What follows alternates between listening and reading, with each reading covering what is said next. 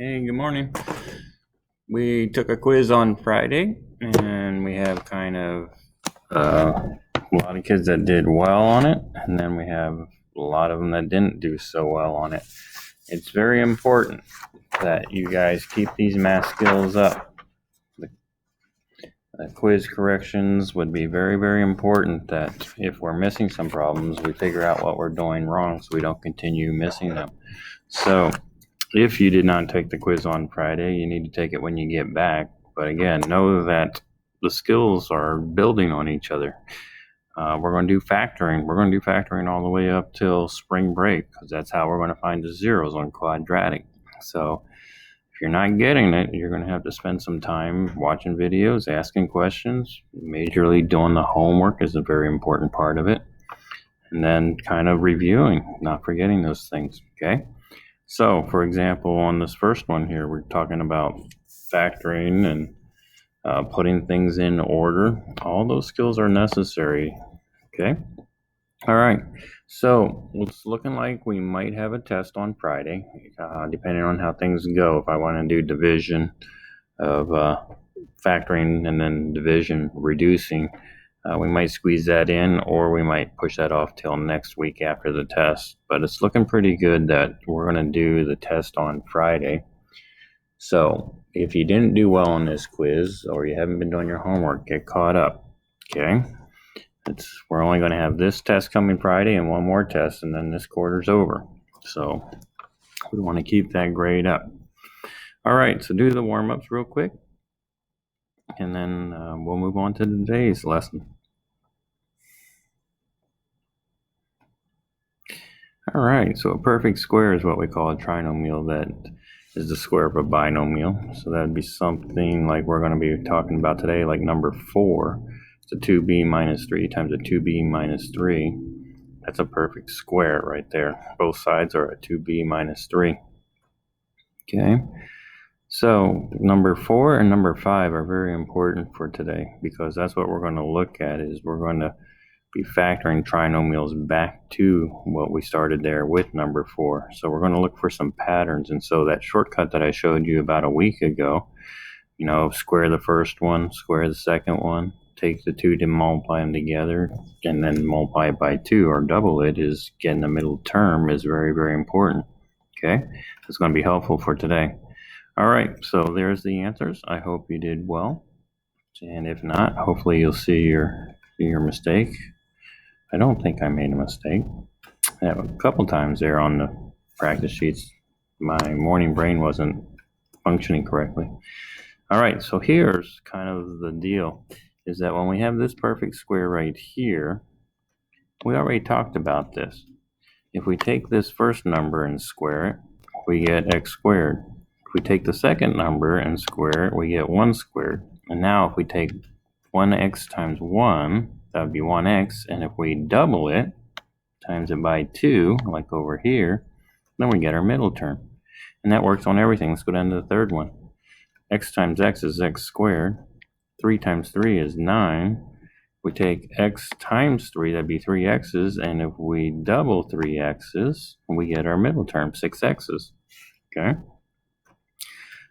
When we come down here to the negative ones, it's kind of the same thing. X times x is x squared. Negative 1 times a negative 1 is a positive 1. And if we take x times negative 1, that's negative 1x's. And if we square it, we get a negative 2x. Okay? So, we're going to work backwards. Well, that's a bunch of stuff up here saying basically if we have a perfect square here, that's going to be an a times an a. If we have a perfect square here, that's going to be our b times our b. And if we take 2 times our a times b, it'll be a perfect square. All right? So the way I like to do this is by factoring. Well, we could factor this guy. If we didn't know this perfect method, we could do it by factoring. So 2 numbers that multiply to 36 and add up to 12 like we've been doing. And that would be a 6 and a 6. So we know x times x is the only way we can get x squared, and we'd have a plus 6 and a plus 6. Well, now the best way to write that is a perfect square, because both of them match, and so that's how we're going to write that, x plus 6. Now the other method is this. I can take this guy here, he's a perfect square because x times x is x squared, and isn't 6 times 6 perfect 36? Now, if I take an x times a 6, I get 6 x's, and if I double that, I get 12 x's like I needed. So, I'm going to use these two factors here, x plus 6 squared. Okay? Let's try it. Even now with the middle term here is kind of a little bit interesting because that means both of these guys have to be a negative. So if we did the FOIL enough times, if we had a negative, let's just say 3 times a negative 3, that would give me a positive 9. But I also done FOIL enough times that if I know that both of these are negative, well, then my middle term is going to be negative. So we'll do FOIL on this one to check it out. But let's see if it does the perfect square method. So 2x times 2x would give me a 2x squared, so that's a perfect square. 3 times 3 is 9, that's a perfect square. Now if I do 2x times 3, whoops, that's going to be 6 x's, and if I multiply that by a 2, I can get 12 x's. Now I have to be kind of careful here because it's going to be a 2x minus 3 because I need that last term to be a positive, so a negative times a negative is a positive, and so this guy here needs to be a negative. Now let's check it out. Oh, put a 2 there because it's a square. So let's just check it out for you people that haven't done FOIL for a long time and forgotten some things here. Let's check it out. That's going to be 4x squared minus 6x. See how I have 2 minus 6x's in the middle? That adds up to minus 12x's. Okay, so I got my 4x squared, and then negative 3 times negative 3 would be my positive 9. So it checks out. So again, if I have two matching binomials, then we write it as that binomial squared. Let's check this one out. 2 times 2 is x times x. What am I thinking here? X times an x is a perfect square there.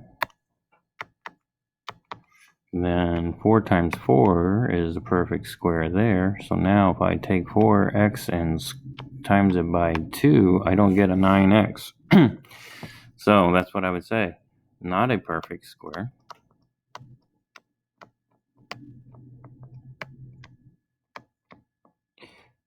Because 2 times 4x equals 8x, not 9x like I need in the middle. And that would be a perfect definition of it. Okay, telling why it's not. So here's 3 for you to do. Do these 3 real quick and unpause your video and come on back.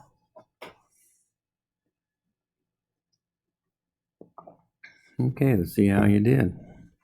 I got an x plus 2 for the first one, squared, and then I got an x minus 7. Again, that middle term here, if I want that to be a negative, well then, and this one to be a positive, well then my second term in my binomial has to be a negative, because a negative times a negative would give me that third term as a positive, and the 2 would add up to a negative 14. Okay. 1c was not a perfect square. When I took 2 times 3, which was 6 x's, and doubled it, I get 12 x's, not 6 x's like I needed up above. So don't forget this part here that you have to double it. Okay, when you multiply this 3x times one of those, you have to double it, and it has to equal that middle term. Okay, so here comes our word problems. They're not difficult. Just they're talking about the square. They says they want to know if it's the shape of a square. So what we have to do is see if that's a perfect square there. Bigger numbers, but that's okay. 5x times 5x was a perfect square, so that's a perfect square. And this is 7 times 7, that's a perfect square. Now if I take 5x times 7, that's 35 x's, and if I double that, I get 70. So it is a perfect square. And so my square is, they said find the expression in terms of x for the perimeter. Very important. So my problem is 5x, my square is a 5x by 7. So if I come over here, add side the 5x plus 7, 5x plus 7, 5x plus 7. This is the hard way to do it and the long way. So how many x's do I have? 5, 10, 15, 20 x's. 20 x's. And then now add up all your units. I got 7 there, 7, 7, 7. That adds up to 28. The best way to do this would just to say 5x plus 7. And since I have 4 sides, multiply everything by 4. Okay, but you have to multiply it out. You can't leave it that way. We got work to do. Okay. Now the second part says find the perimeter when x is 8 feet. So all I'm going to do is put an 8 in for the x. So 8 times 28 is 160 plus 28. I'm getting 188. So when x is 8,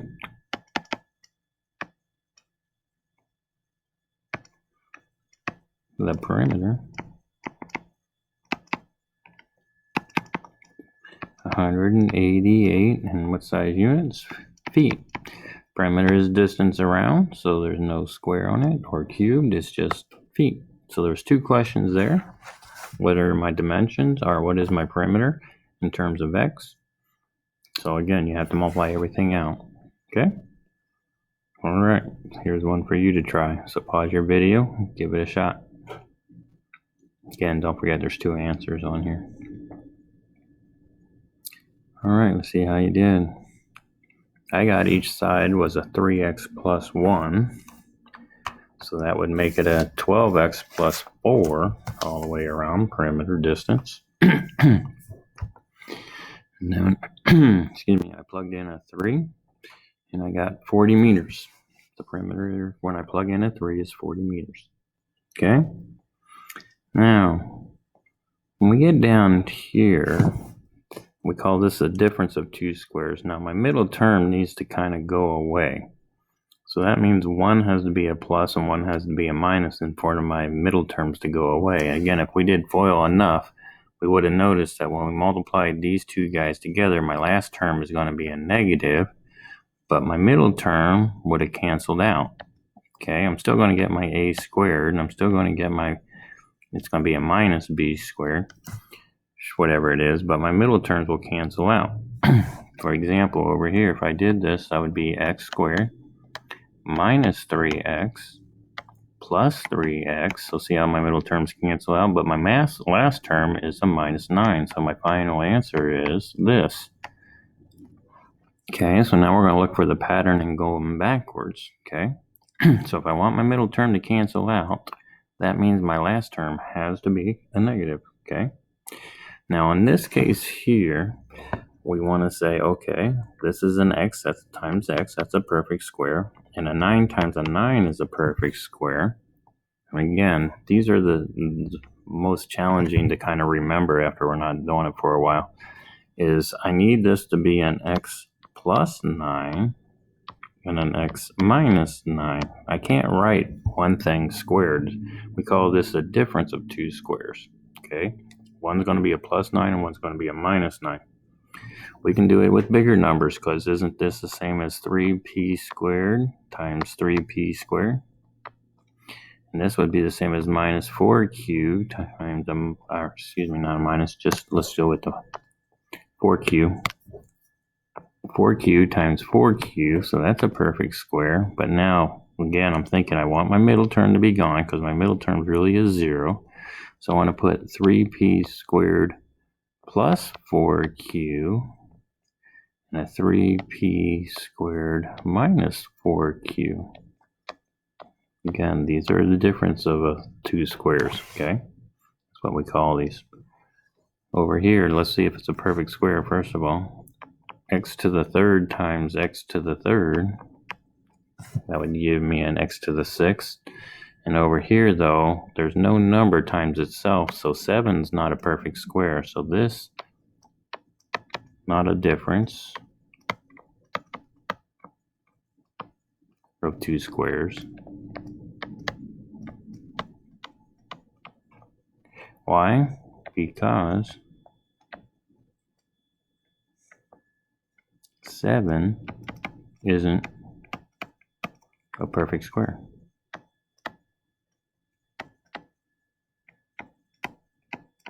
There's no way I can get 7 by multiplying two numbers. This 7's prime. 7 times 1 is the only way I can get 7.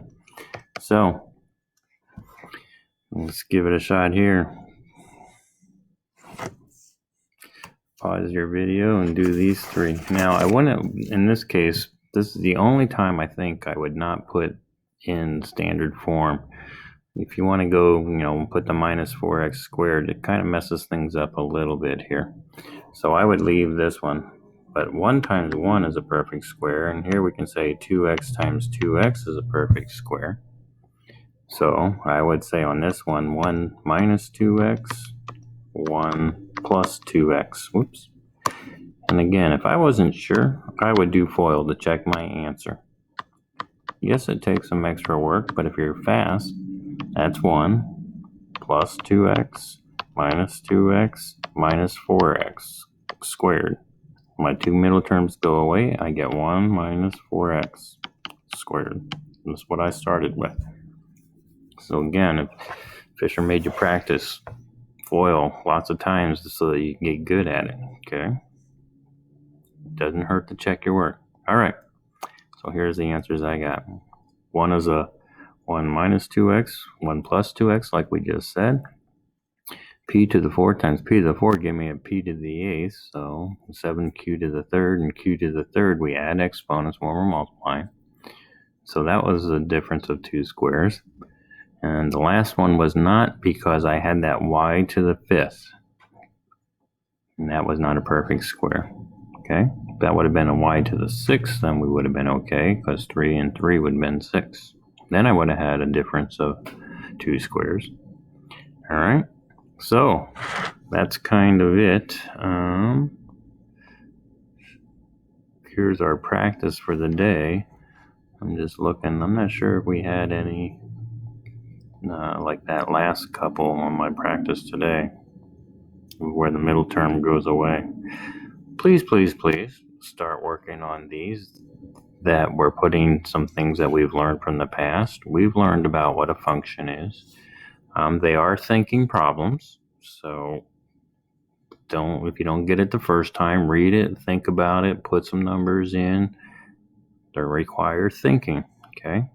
All right, so don't skip these, especially this one. A lot of kids skip this one here because there's a lot of any real numbers. Well, that's any number basically, and it says which contains these points, and where C is any real number. They're just saying, well, what numbers can I put in for C, and explain how you determined your answer. And I still want it to be a function, okay? So I'm interested in seeing what you come up with that, okay? It's not an easy problem. It requires some thinking, but put something there. Do some thinking. Show me that you tried, okay? And my last one here, just make this a mapping diagram that makes it a function. So somehow draw some lines there that when you're done drawing your lines, it still shows a function. All right? All right, so give it a shot. Draw some lines. You should know from previously on a map what makes a function and what makes it not a function. All right, so with all that said, we'll see you hopefully soon, getting back over that virus or whatever reason you were absent today. And we'll see you when we see you. Keep up with the work.